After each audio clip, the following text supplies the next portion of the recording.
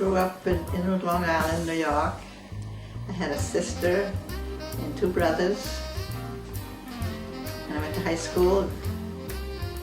I graduated in 1941.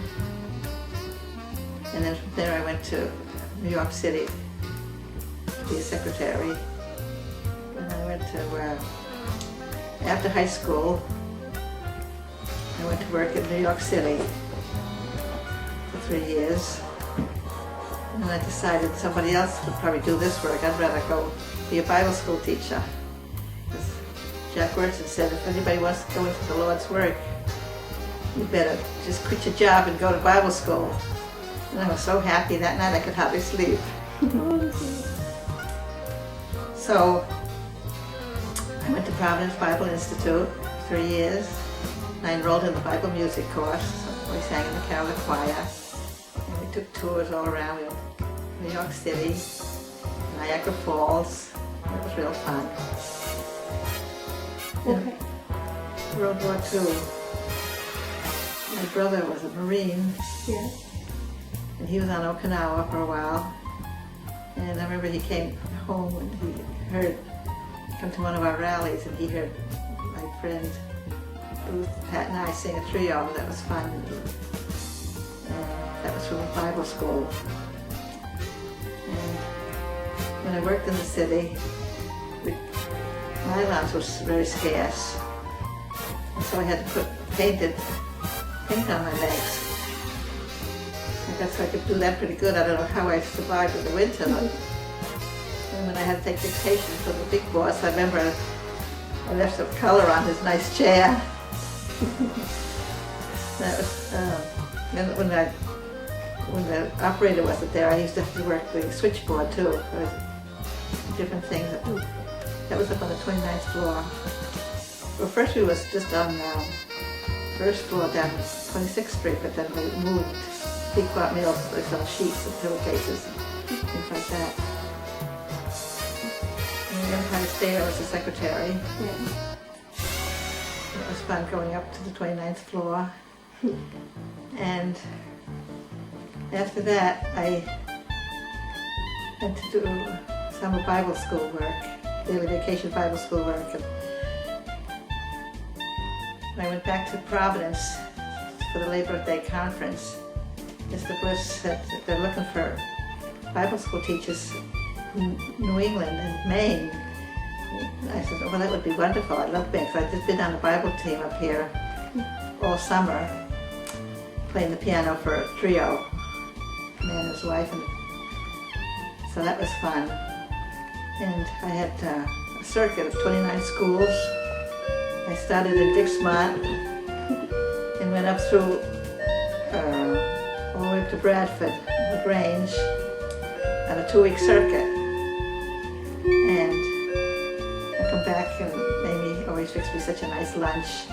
I ate with the kids, and then after, let's see, that was 3 years, I met my husband, Charlie, 2 weeks into the circuit.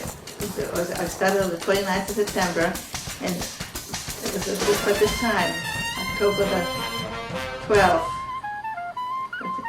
And they had a funeral in Troy. I stayed at the Hochschultz at Burnham. And Betty, his wife Betty, came to, and Charlie came up to the car, and he introduced us, and he said I fell in love with my legs. And I noticed his eyes first, and it was almost like love at first sight. And he couldn't wait to see me again after that. He just wanted me to stop, and one day, let me see, Christmas I went down home. I come for the Christmas break. And in March, April, I guess it was, we got engaged, the 8th day of April. And we got married the 5th of June. So that was kind of a quick courtship. And then we lived at Grandma's house for a while, and he bought a little farm over in East Troy. No electricity or anything, and he started fixing the kitchen up, so it was real pretty. And that winter, the water that was running in stopped. It got frozen, so I had to go to the smart corner to get water for us. It wasn't until we got electricity the following year, when Paul was born, in May, and we got a nice washing machine and we got electricity. And the following year, when Jim was born, we got Kelvin had a refrigerator. And the following year, we got Nancy, and we got a deep freeze. My husband bought just one cow, and then the next time he bought another cow, and I said, he was never satisfied, had to do another cow. Finally we had a group of about 12 of them. And we had to milk by, well, he had a milking machine. And the milkman came every morning to get the milk. And we had some chickens. We had a lovely garden. I had to learn how to can. And we had a wood stove. I had to learn how to cook on a wood stove. I remember once I was made a blueberry pie and I was trying to check underneath it, if the crust was right, and the whole thing slid onto the stove. And then one time I made a big chicken and my holders had holes in them, and it fell on the floor. It was so hot. Oh, that's a city girl trying to grow up on a farm. It was pretty lonesome up in there too, but we had work to do and it was fun. Yes, it was a big difference, but I liked it. It was like being a missionary. Better than going to Africa probably.